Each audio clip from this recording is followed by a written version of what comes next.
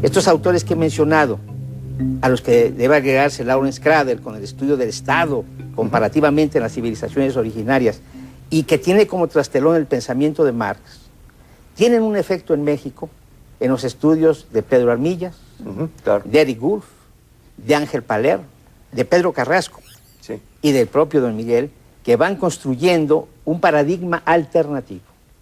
Aquí es un proceso donde estamos reinventando un enfoque antropológico, un enfoque histórico, muy importante para la historia de la antropología mundial.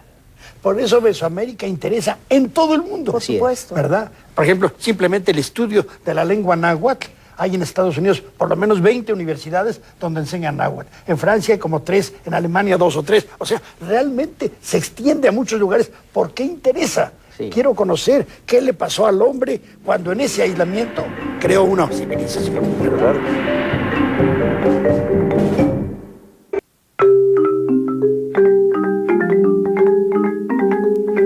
Aquí es un proceso donde estamos reinventando un enfoque antropológico, un enfoque histórico, muy importante para la historia de la antropología mundial.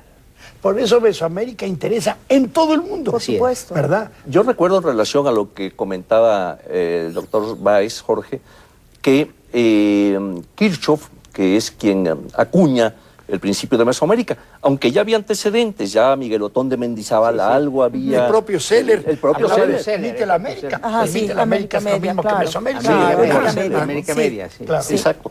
Allí vemos algo interesante. Kirchhoff acude a una serie de lo que él llama rasgos mesoamericanos, propios de Mesoamérica, ¿verdad? Y nos da desde el calendario con tales características, las pirámides escalonadas, ciertas... En total, él nos da como más o menos 42 rasgos, ¿no? Sin embargo, hay algo muy interesante de lo que mencionabas, en el sentido de que una también característica muy peculiar es la del surgimiento del Estado, que se ha prestado a muchas discusiones. El surgimiento del Estado que él, digamos, ya dentro de lo que es una Mesoamérica ya establecida, organizada, estructurada, vemos que hay ya toda una serie de estamentos sociales, hay quien tiene el control económico, político, social, un arte muy elaborado, una religión ya establecida, etcétera, etcétera, ¿no? En cierta forma, pues sí, allí estaban estos rasgos, pero había unos que no eran comunes a toda Mesoamérica, había otros que nada más se veían en tal parte, y inclusive lo de las chinampas, por ejemplo, pues era muy localizado hacia el centro de México, en fin. Y el concepto propio de Mesoamérica no incorpora en la idea de Kirchhoff la noción de civilización, él habla de alta cultura. Exacto. Sí. Y algo muy importante, creo que los grandes problemas de Mesoamérica en este momento en cuanto a estudio refieren a continuar estudiando el desarrollo de la agricultura, entendiendo por agricultura una práctica en la que están reunidas tecnologías, expresiones ideológicas, planteamientos de manejos de distintos sistemas ecológicos, el manejo vertical que son las montañas, el manejo horizontal que son los pantanos, y sobre todo lo que tú decías, el asunto del Estado. Estamos hablando de rasgos, estamos hablando de cuestiones particulares y no de procesos, Exactamente. de sucesión de etapas, como dice don Miguel, ubicar a Mesoamérica en el cuadro de las civilizaciones del mundo, como un fenómeno único. Claro. Bueno, ahora, hay una cosa que yo noto dentro de lo que hemos venido platicando, y es como la ciudad, o digamos, la concentración humana en determinado lugar, igualmente en Mesoamérica toma características muy propias. Por ejemplo, a diferencia de las otras grandes civilizaciones en el mundo y que se dieron con anticipación a Mesoamérica, observamos que el surgimiento de la ciudad se da en diferentes medios. Voy a dar 5 ejemplos. Uno, Monte Albán. Monte Albán, que se da en las montañas altas, en fin, y se aprovecha y da precisamente un sitio como este, que, como decía Sara, tiene una duración enorme en el tiempo, ¿no? Luego tenemos los centros mayas, Palenque, en plena selva, ¿no? Aquí es un medio muy diferente, cómo en la selva se da esto. Luego Tajín, también en Veracruz, cerca de la costa, ¿verdad? Con una zona húmeda, O sea, es otro medio donde también se da. Y luego el centro de México, donde en un pequeño valle se da Teotihuacán, la primera gran ciudad del altiplano, y por otro lado se da, por ejemplo, en un medio lacustre, un Tenochtitlan y un Tlatelolco. O sea, diferentes medios en que se está dando esta presencia de las ciudades y cómo el hombre las está creando, está explotando ese medio, aprovechándolo, ¿verdad? A través de su propia organización social, ¿no? Entonces, a mí me gustaría, Sara, tú que has trabajado en el Tajín, que nos platicaras un poquito de la cronología, de cómo se da Tajín, hacia dónde irradia. Yo creo que eso es muy interesante, ver al Tajín como una de las ciudades que se desarrollan en Mesoamérica y cómo se da este fenómeno de urbanización, que los seres humanos que tenemos las mismas necesidades biológicas, fisiológicas, universalmente, damos respuestas distintas y hemos encontrado caminos, y uno es el de vivir en ciudades.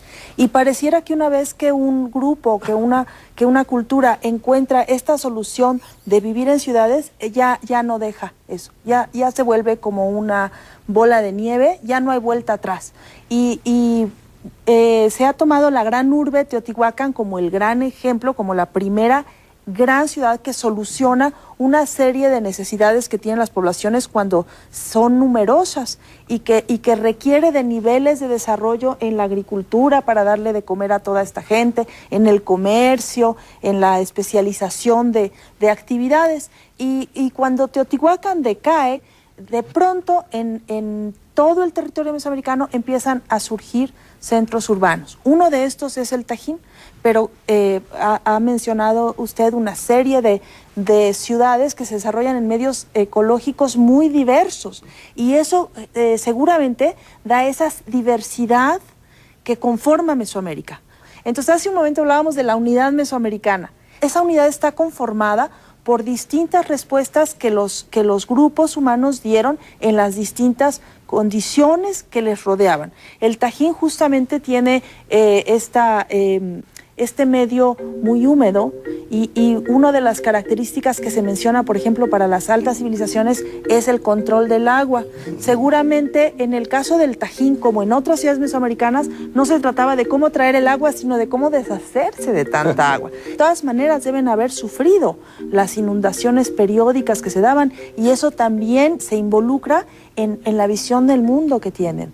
Estas inundaciones periódicas que forman parte de la mitología mesoamericana seguramente ocurren porque lo están viviendo, y lo vivieron los olmecas, y lo vivieron los mayas, y lo vivieron en el Tajín. Esto que vive uno muy a gusto, que ya tiene uno sus construcciones, y vienen las grandes aguas y el mundo se acaba, ¿no? Y esas son las mitologías que recogemos otra vez nos vamos para mucho después en los aztecas. Entonces, me parece que justamente lo interesante de estudiar Mesoamérica para cualquier persona en el mundo es ese como especie de laboratorio que hace un camino civilizatorio independiente de las civilizaciones del viejo mundo. Por eso la arqueología la ubicamos en la antropología, porque nos interesa cómo el hombre da respuesta diversas a sus distintas necesidades, y en Mesoamérica tenemos este mosaico.